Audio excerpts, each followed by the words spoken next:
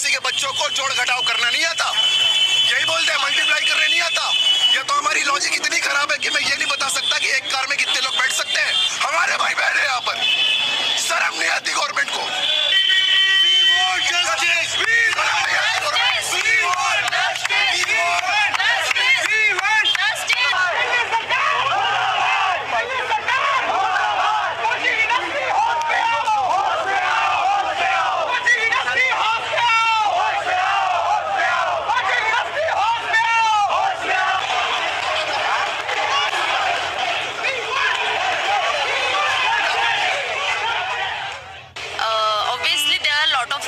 But one of the reasons is कि यहाँ के जो ओनर ने नेक्सस फैला रखा है, वो भी उसके सुसाइड नोट में उसने मेंशन किया कि कैसे यहाँ बच्चे जब पढ़ने आते हैं तो ना सिर्फ ओनर, कोचिंग, लाइब्रेरी वाले या सारे लोग कैसे बच्चों को यहाँ बस एक्सप्लॉइट करने में लगे हुए हैं। रूम में रहती है बच्ची, उसको रूम छोड़ना था, रूम छोड़ने दिया नहीं जा रहा था।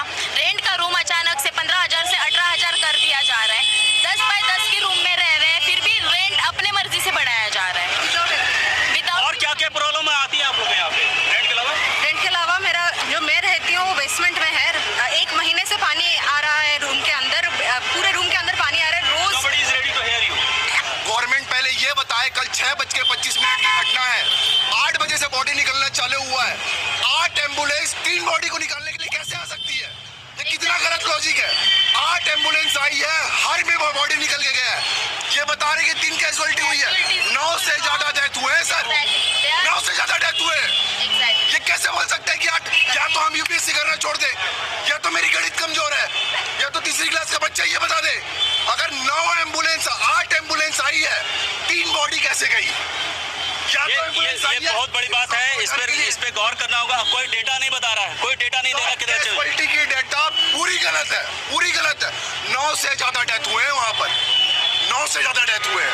8 एम्बुलेंस आई है, सीसीटीवी फुटेज डोमिनोज पिज्जा का सामने है, उस सीसीटीवी फुटेज में आप देख सकते हैं 8 एम्बुलेंस आई है और 8 एम्बुलेंस में बॉडी कपड़े में ढक के ले जाई जा रही है, एक के ऊपर एक डाल के, भेड़ बकरी की तरह। हाँ, एक के ऊपर एक डाल के। ये पॉश एरिया है। गवर्नमेंट ये बोलते हैं कि यूपीएससी के बच्चों को जोड़ घटाव करना नहीं आता, यही बोलते हैं, मल्टीप्लाई करने नहीं आता।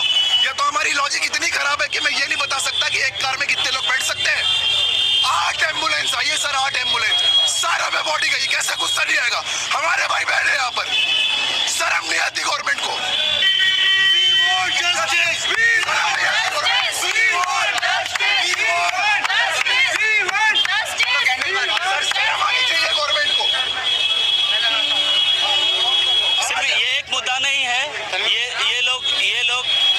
यहाँ पे रूम रेंट जो चलती है ना, यहाँ भी एक नेक्सस है। 25,000 30,000 रेंट लिया जाता है। ये बच्ची सुसाइड कर लेती है because of all this things. Middle class, lower middle class की बच्ची है। गरीब बच्चे तो पढ़ ही नहीं सकते हैं। गरीब बच्चे की अप्रोच नहीं है कि ओल्ड राजेंद्र नगर दिल्ली में आके वो यूपीएससी की तैयारी कर सके।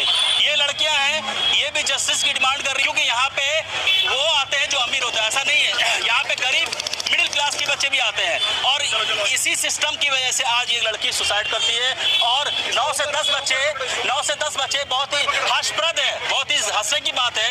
अगर ये इंटरनेशनल न्यूज बनता है, हंसने की बात है कि बारिश में एक बेसमेंट में पानी जाती है, 9-10 बच्चे मर जाते हैं। डेटा नहीं मिला है, लोगों से पता चल रहा है कि 9-10 बच्चे हैं। ऐसे ऑफिशियली डेटा हमारे पास नहीं बताया जा रहा, लेकिन अभी हम जो पता चल रहा है कि 9-10 बच्चे हो सकते हैं। ये ऑफिशियली नहीं है लेकिन हो सकते हैं। तो मेरी सुसाइड 21 तारीख को हुई, लेकिन ये प्रकरण दबाने की कोशिश की, मीडिया तक आने ही नहीं दिया है। ये रेंट हाइक की बात है। हाँ। यहाँ इसलिए अभी तक मैं लॉ फैकल्टी का स्टूडेंट हूँ। अच्छा, हमारे वहाँ भी रेंट अगर आप देखोगे ना, 2 BHK फ्लैट का 30-35 हज़ार रुपये का रेंट है। ठीक है। लॉ एक्ट भी बना हुआ है कि भाई रेंट कंट्रोल एक्ट है देश में, ठीक है, बिल्कुल। लॉ रेंट कंट्रोल एक्ट के बावजूद भी इस पर कोई इम्प्लीमेंटेशन सरकार नहीं करती है। उसका रीजन बताता हूँ। उसका रीजन ये है, ये लोग जो बाहर से आ रखे हैं, जो हम जैसे स्टूडेंट्स हैं, जो यहाँ आकर पढ़ते हैं, वो दिल्ली के वोटर है नहीं। उनके ना होने की वजह से ये लोग ज्यादा उनसे रेंट लेते हैं और ना उस चीज को, पॉलिसी को लागू करते। अगर लागू करेंगे तो जो ओनर है, लैंडलॉर्ड है, वो तो दिल्ली का वासी है, वो उस एरिया का वासी है, वो उसके वोट कटेंगे। तो पॉलिटिकली सरकार अपने फायदे के लिए रेंट को नहीं घटाती है और रेंट ना घटने के कारण बच्चे बच्चे डबल पे करते हैं, माँ बाप के जेब पे डबल पैसे का खर्च आता है, जिसके विरोध में आज ये जो मशाल यात्रा, अभी जो पैदल यात्रा हमारी चल रही है वो है। तो एक बात बताइए, जो मिडिल क्लास के बच्चे हैं या लोअर मिडिल क्लास के बच्चे हैं, तो वो तो सोच भी नहीं सकते यहाँ ना। बिल्कुल नहीं सोच सकते। माँ बाप लोन लेकर, चाहे आप में कितना टैलेंट है, आप कितने पढ़ने में तेज है, लेकिन आप नहीं कर पाएंगे। आप प्रैक्टिकल हकीकत जब यहाँ आकर देखोगे ना, देखो कहने को कुछ भी कोई कह सकता है कि बच्चा पढ़ेगा तो वो क्लियर कर लेगा, IAS हो गया या CGL का पेपर हो गया, पर जब प्रैक्टिकल हकीकत यहाँ जेब पर हर महीने का 30,000 का बर्डन पड़ेगा तो वो माँ बाप नहीं पे कर पाते, लोन लेकर बच्चों को भेजते, फिर भी चीजें कामयाब नहीं हो पाती हैं। बिल्कुल, हाँ, सक्सेस रेट यूपीएससी में आप सभी जानते हैं क्या है, फिर भी बच्चे कोशिश करते हैं। जैसे बता रहे 30,000 रुपये, यानी 3.5 लाख रुपए एनुअली बच्चों की खर्च है यहाँ पे ओल्ड रैनर में रहने का।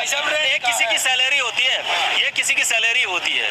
और जिस में हुनर है ना, और उसके माता पिता गरीब है, आर्थिक स्थिति कमजोर है, वो अपने हुनर को दाब के अपने घर में रहता है, अपना छोटा मोटा व्यवसाय शुरुआत कर देता है, परंतु यहाँ आने की क्षमता नहीं कर सकता। क्यों? क्योंकि यहाँ के जो लैंड माफिया, भू माफिया, बीजी माफिया है, ये सबका इनका एक मार्केट है, एक भी अपना रेट कम नहीं करता, सारे एक जैसे रेट रखते हैं। आप कहाँ तक तो जाओगे? ब्रोकरेज 21 दिन के ब्रोकरेज रखता है, जो बिल्कुल नाजायज है। नहीं, ये खबर अक्सर आती रहती है इस चीज़ों को लेके, और इस चीज़ों पे शिकंजा कसना चाहिए। ये तो बहुत जाती हो रही है। मैं ये नहीं कह रहा हूँ कि उनकी भी जो रिसोर्सेज खर्च होती होगी, लेकिन इतना भी नहीं हो। आपकी मीडिया में इतनी ताकत है, अगर आप इस चीज को उठाएंगे ना, मैं गारंटी दे सकता हूँ किसी सरकार, आप प्रैक्टिकल जाकर इंटरव्यू लीजिए स्टूडेंट का कि कितना उसके जेब पे खर्चा पड़ रहा है, फिर उसके घर पे भी जाओ, वहाँ जाकर इस बात का पता लगाओ कि माँ बाप कैसे वो पैसा अरेंज करके पैसे दे रहा है रेंट के। सब्सिडी को गाली देने से यहाँ होगा, शहरों की सरकार है।